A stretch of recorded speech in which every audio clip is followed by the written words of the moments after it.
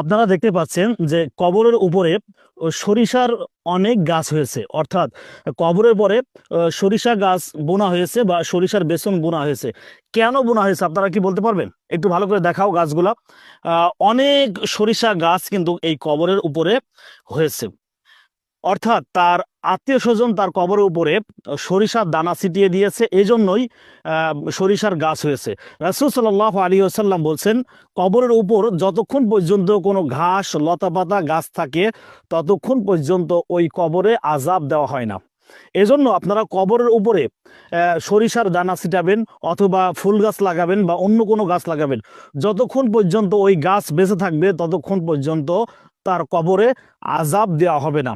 ভিডিওটি খুবই গুরুত্বপূর্ণ। অনেক মানুষ কিন্তু আমরা জানি না কবরের উপর কেন সরিষার দানা ছিটানো হয়। আজকে জানলাম, ভিডিওটি শেয়ার করে সকলকে জানিয়ে দিব।